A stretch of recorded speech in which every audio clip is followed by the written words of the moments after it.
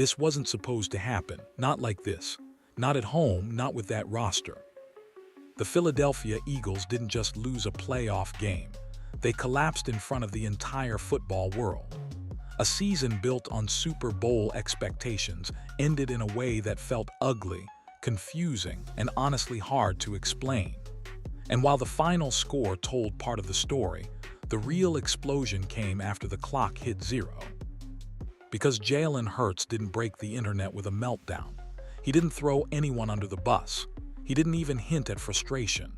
Instead, he walked up to the podium, looked straight ahead, and said something that immediately split fans down the middle. He took all the blame, every mistake, every failure, start to finish. On the surface, it sounded like elite leadership. A franchise quarterback standing tall, protecting his teammates, refusing to point fingers. The kind of quote that gets praised on sports shows and plastered across social media. But the more people replayed it, the more uncomfortable it became. Because anyone who actually watched that game knows this loss wasn't just about one player.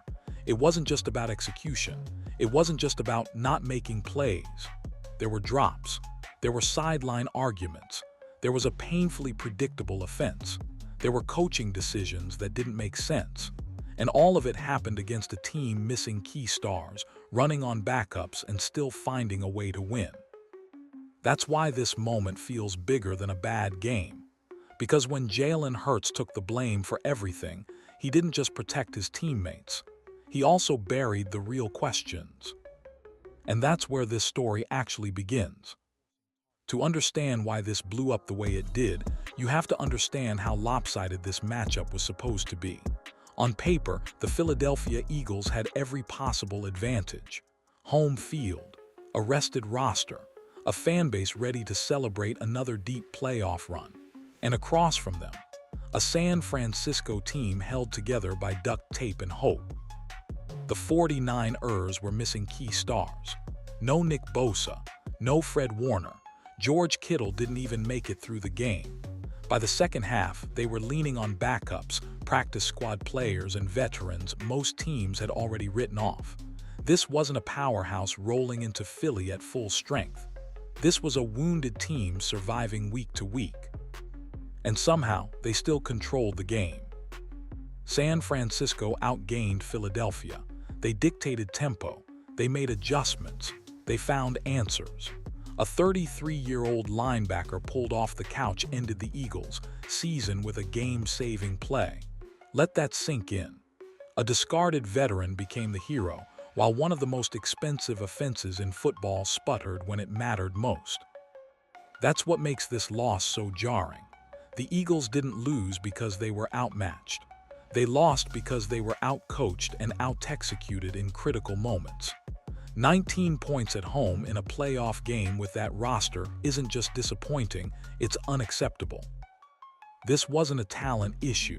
This wasn't weather. This wasn't bad luck.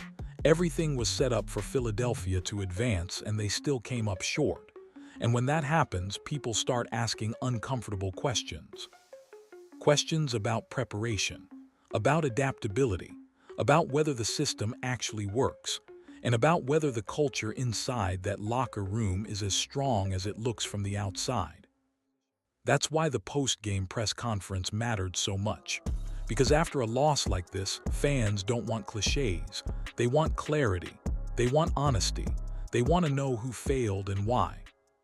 Instead, what they got was silence where answers should have been.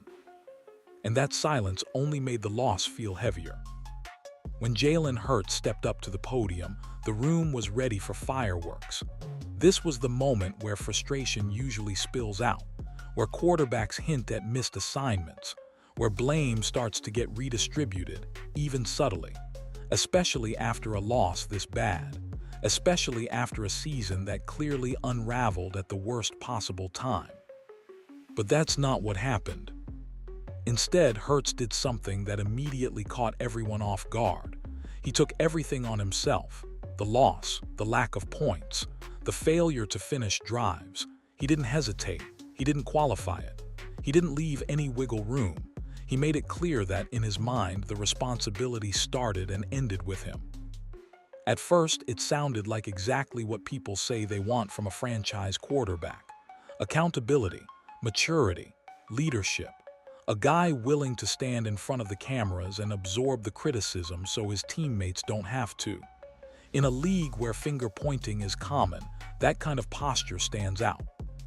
But the more people listened, the stranger it felt. Because this wasn't a close loss. This wasn't a game decided by one bad throw or one missed read. This was a full team breakdown. And yet Hurts spoke as if none of that mattered. As if the drops didn't happen. As if the sideline arguments didn't exist. As if the offense hadn't been stagnant for weeks leading up to this moment. Every question that could have opened the door to something deeper got shut down immediately. When asked about struggles, it was "we." When asked about fixes, it was "improvement." When asked about responsibility, it circled right back to him. Calm, controlled, carefully measured. That's when the divide really started. Some fans saw a leader protecting the locker room at all costs. A quarterback trying to prevent chaos in what was clearly becoming a volatile situation. Someone choosing unity over honesty, at least publicly. And that interpretation makes sense. But others saw something else entirely. A quarterback deflecting instead of confronting. A leader so focused on shielding everyone that the real issues never even get acknowledged. Because when everything is your fault, nothing really gets fixed. That's why this moment hit harder than the loss itself. Hurts didn't just take blame. He removed urgency. He flattened a complicated failure into a single, neat explanation. And for a fan base that just watched a championship-caliber roster flame out, that felt less like leadership and more like avoidance. And once that thought entered the conversation, it didn't go away. The moment that really shifted the conversation was what Jalen Hurts said. It was what he wouldn't say. Because after a loss like this, the spotlight naturally turns toward the offense. Not just the players, but the system, the play calling, the structure, and most importantly, the man designing it. Kevin Patullo, the offensive coordinator, had been under quiet scrutiny for weeks. This playoff collapse just ripped the cover off everything fans had been grumbling about all season. The Eagles finished with 19 points. 19, at home, in a playoff game, against a defense missing multiple stars. The second half was even worse. Long stretches of nothing. Predictable formations. Routes breaking in the same places. Defenders sitting on throws like they knew what was coming before the ball was snapped. And that's not speculation. Multiple teams this season openly said the Eagles' offense was easy to prepare for. It's right there in front of you. That wasn't trash talk. That was film study talking. So when reporters finally asked Hurts about Patullo, about the direction of the offense, about whether changes were needed, it felt like the moment everyone was waiting for.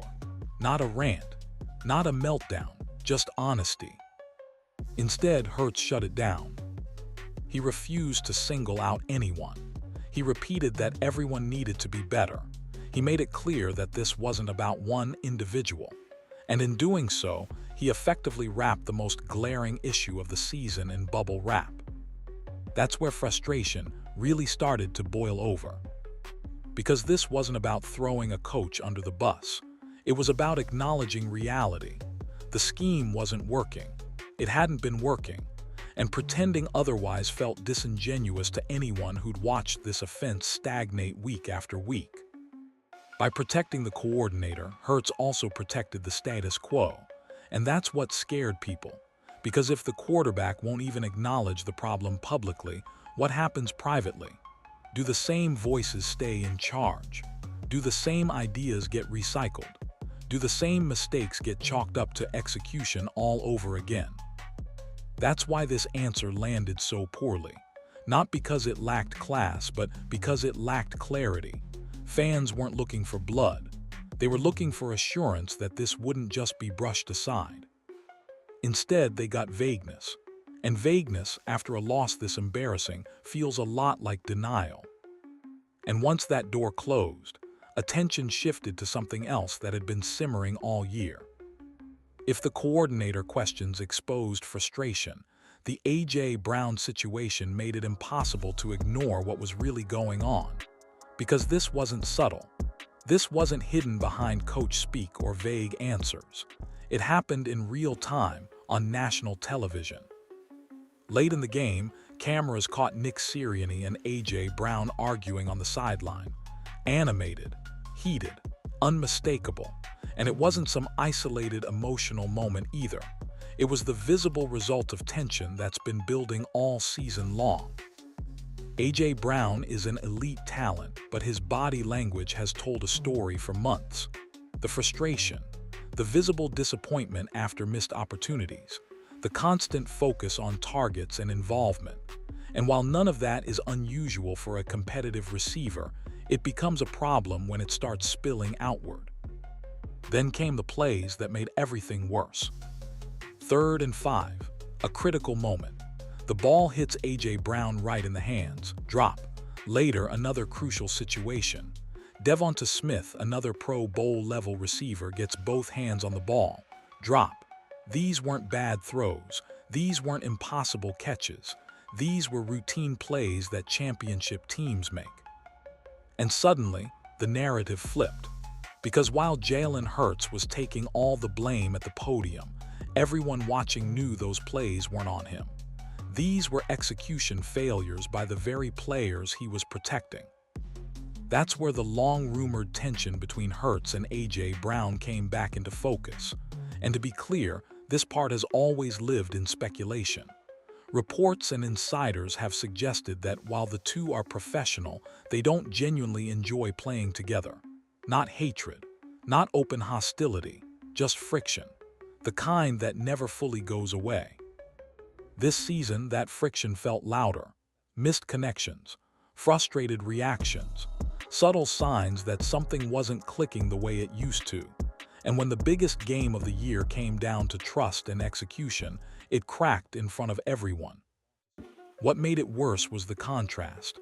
Hurts stood at the podium and absorbed everything. Brown said little. The coach deflected. No one addressed the obvious disconnect, and that silence spoke volumes. Because when your quarterback is protecting everyone while your star receiver is visibly frustrated, and your head coach is arguing on the sideline, that's not unity. That's a fracture trying to hold together. And once fans started connecting those dots, the conversation shifted again. This wasn't just about play calling anymore. It was about chemistry, culture, and whether this group was actually as aligned as it claimed to be. What makes this whole situation even harder to defend is that we've already seen this exact roster succeed at the highest level. Same core players, same quarterback, same weapons, and yet the results couldn't look more different. Last season, this offense looked dangerous, creative, difficult to prepare for. Defenses couldn't just sit on roots or guess what was coming next. There was motion. There were layered concepts. There were answers when the first plan didn't work. And most importantly, there was trust that the scheme would put players in position to win. Now fast forward to this season and it feels like an entirely different operation. The offense became static, predictable, simplistic. Defenders openly admitted they knew what was coming. Roots broke at the same depths. Concepts repeated themselves. When things stalled, there was no adjustment. Just the same ideas run again and again. Hopping execution would magically fix structural problems. That's not a talent issue. That's a coaching issue. Because if elite players suddenly look ordinary, the first question shouldn't be, what's wrong with them? It should be, what changed? And the answer is obvious. The Eagles lost the coordinator who knew how to maximize this group and replaced him with a system that clearly doesn't fit the personnel. Look at the contrast on the other sideline. San Francisco didn't win because they had better stars. They won because they had a better plan. Kyle Shanahan adjusted in real time. He found ways to create space. He trusted his system enough to call bold plays when it mattered. That trick play wasn't luck. It was preparation. Meanwhile, Philadelphia kept running into the same wall. No wrinkles, no counters, No creativity when the moment demanded it. Just raw talent being asked to bail out a scheme that wasn't doing them any favors. That's why fans are so frustrated. Because this doesn't feel like a team that ran out of ability. It feels like a team that regressed by choice. And when regression happens with the same players, the spotlight shifts upward. Yet, no one at the podium acknowledged that. No one drew the line between last year's success and this year's collapse. No one explained why the offense went backward instead of forward. And that silence made one thing painfully clear. The Eagles didn't just lose a game. They lost clarity about who they are and how they're supposed to win. This is where the argument really splits in two. Because everything Jalen Hurts did after this loss can be read in completely different ways, depending on how you define leadership. On one side, there's the version that's easy to respect. A quarterback who refuses to throw teammates under the bus. Someone who understands how fragile a locker room can become after a collapse like this. Hurts knows the offseason is coming. He knows changes are inevitable. And by standing in front of the cameras and taking the heat, he's trying to keep what's left of this group from imploding in real time. That kind of leadership matters. Public finger-pointing rarely fixes anything. It creates resentment. It fractures trust. Hurts choosing diplomacy over drama makes him look mature, composed, and professional, especially in a league where blame is often passed faster than responsibility. But there's another side to this that's much harder to ignore. Because leadership isn't just about protection, it's also about accountability. And accountability loses its meaning when it becomes too broad. When everything is on us, nothing actually gets addressed.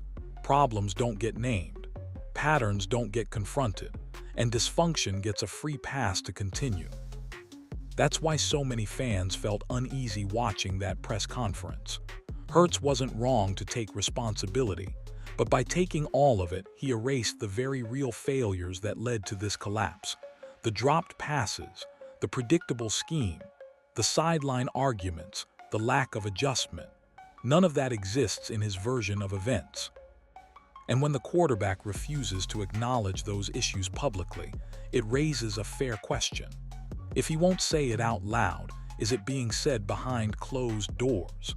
Or is everyone just hoping this gets chalked up as one bad game and forgotten? That's where leadership can quietly turn into enabling, not intentionally, not maliciously, but effectively.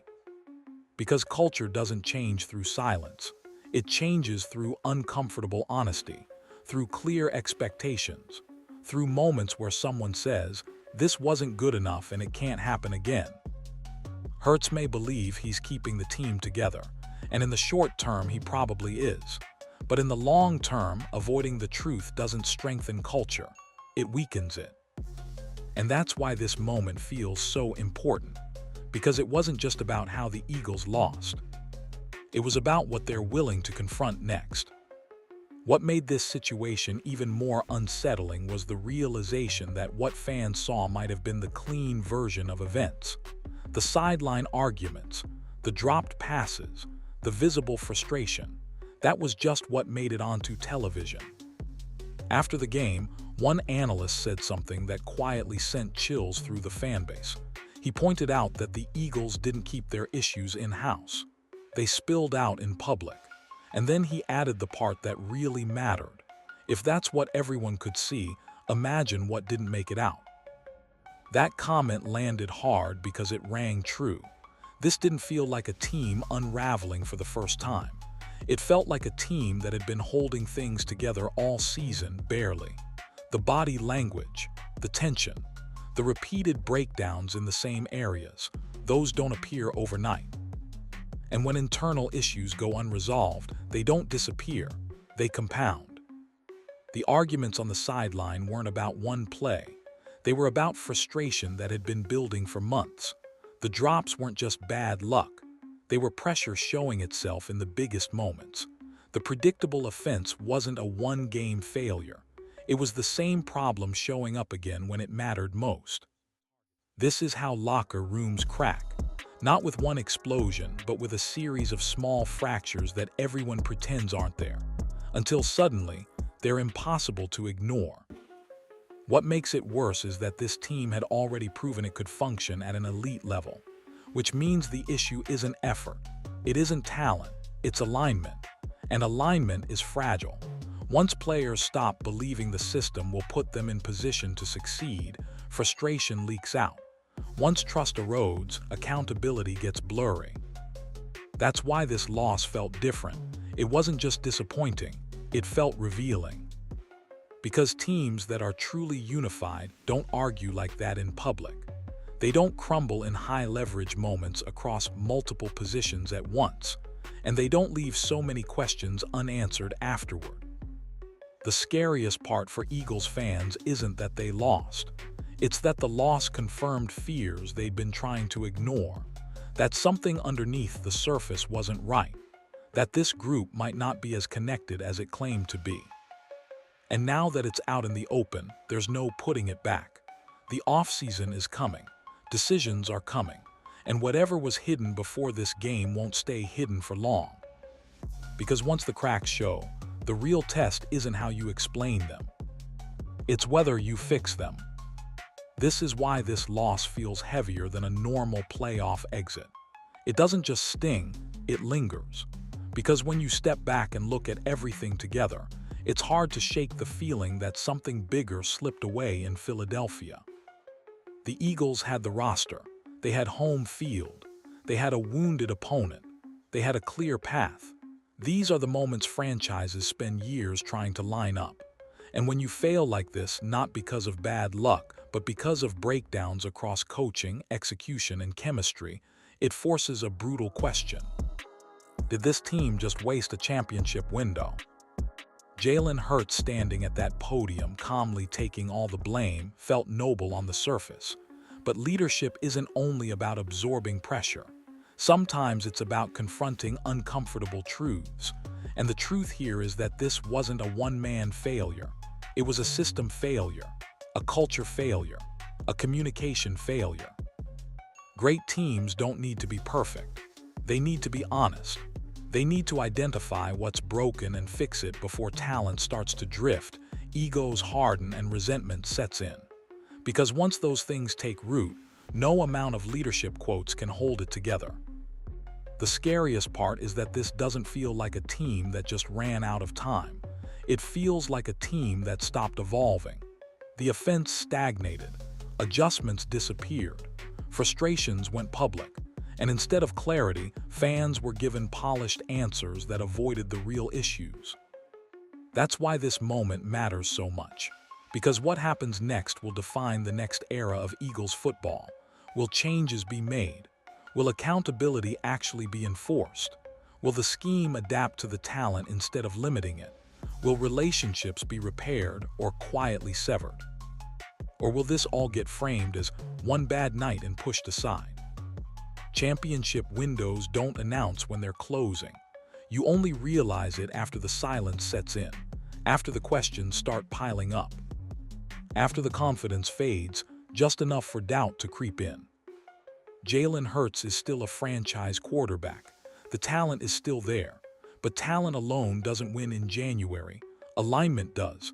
Honesty does. Coaching does.